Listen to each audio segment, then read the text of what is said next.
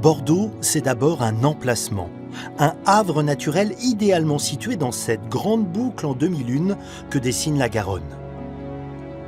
Une cité née autour d'un port qui, bien qu'à 100 km de l'océan, fut le plus important en France au XVIIe et XVIIIe siècle. C'est d'ailleurs à cette époque de grande prospérité que fut construite cette façade des quais quasi unique au monde par son harmonie, son unité, sa longueur. Disons-le clairement, le Bordeaux que l'on admire, celui labellisé par l'UNESCO, est principalement celui de cette période. Pour dénicher les traces des époques plus anciennes, comprendre pourquoi nous n'avons qu'une vision partielle de cette histoire si riche, direction la cathédrale Saint-André.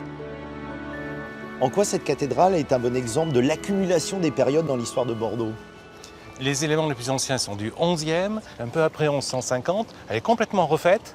Et depuis ce moment-là, on est sur une évolution constante, avec des reprises, avec des restaurations. Une cathédrale, c'est un chantier perpétuel. Ça fait 800 ans que cet édifice est en travaux.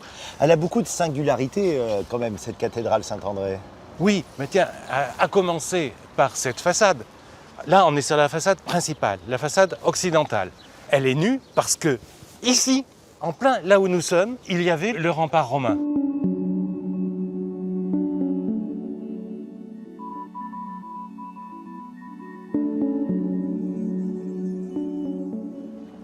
Autre particularité, cette cathédrale a un clocher qui est isolé, la tour Péberlan.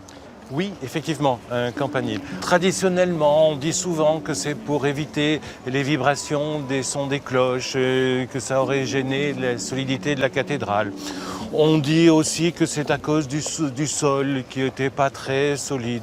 En fait, on ne sait pas très bien pourquoi c'était comme ça. C'est une mode surtout.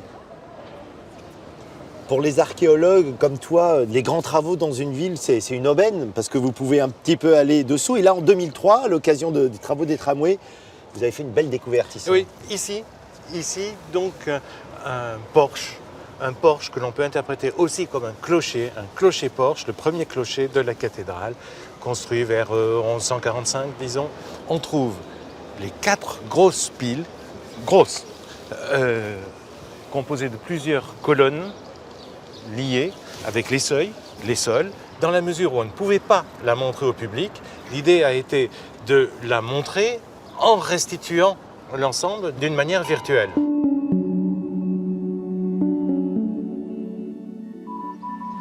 Un clocher-porche qui s'élevait à quelle hauteur? On a considéré qu'il fallait au moins une trentaine de mètres parce qu'il fallait que le son puisse passer au-dessus de la cathédrale. Tout est conservé sous le dallage actuel, hein. C'est extrêmement important. Ah, elles sont encore dessous là. J'ai négocié avec les archis au millimètre près pour que ça passe au-dessus. Et ce clocher-porche, alors pourquoi il n'est plus là aujourd'hui? Pourquoi il a disparu? Alors, il a eu une vie assez longue. Et on va assez vite fermer un certain nombre d'ouvertures, le transformer en chapelle, puis en crypte funéraire. Et finalement, on va le démolir, le déraser.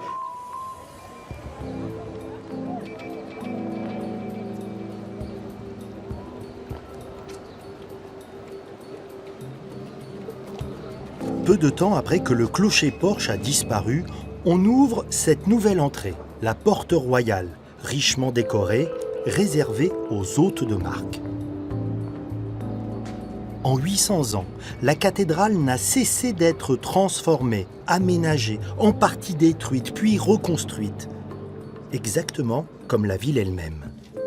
Avec Pierre, nous montons maintenant vers les toits de la cathédrale. Un labyrinthe fait d'escaliers, de couloirs, de portes.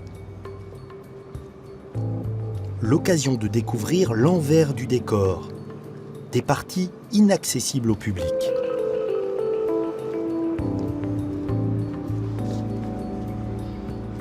Là, on est au cœur de la construction du savoir-faire gothique au-dessus de nous. Hein. On est sur le déambulatoire ici. Le déambulatoire avec les absidioles. La cathédrale est aujourd'hui au centre de Bordeaux. Mais il n'en a pas toujours été ainsi. L'emprise de la ville a évolué au fil des siècles. On mesure peut-être pas à quel point les remparts ont joué un rôle dans le développement ou la contrainte de la construction de la ville. Oui, bien sûr. Alors, à Bordeaux, on en a 3 successifs. Le rempart romain ne faisait que 31 hectares. Donc la ville était contrainte dedans. Et puis elle s'est étendue jusqu'au beffroi que l'on aperçoit là-bas. On appelle la grosse cloche. La grosse cloche, oui, qui est sur l'enceinte du XIIIe siècle. Et au XIVe siècle, la ville est immense. Dans les 170 hectares, quelque chose comme ça. Il y a des vignes dedans, il y a de tout, il y a des cultures. Et cette ville va rester à l'intérieur jusqu'au XVIIIe siècle.